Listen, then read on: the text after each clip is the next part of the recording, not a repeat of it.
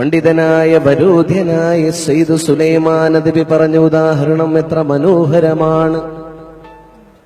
ഒരുപാട് പൂക്കളെ കൊണ്ടുണ്ടാക്കിയ സുന്ദരമായ ഒരു ബൊക്ക പോലെയാണ് മുഹമ്മദ് മുസ്തഫ.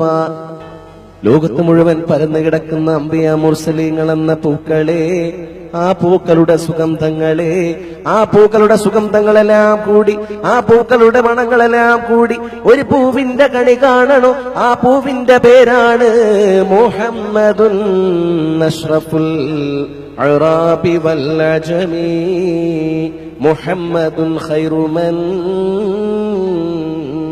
യംശി അലാ ഖദമി. ഈ ലോകത്തിന്റെ മുഴുവൻ അലങ്കാരമാണ് മുഹമ്മദ്. ലോകത്ത് വന്നവരിൽ ഏറ്റവും അത്യുത്കൃഷ്ടനാണ് മുഹമ്മദ്. ലോകത്തിന്റെ നായകനാണ് മുഹമ്മദ്.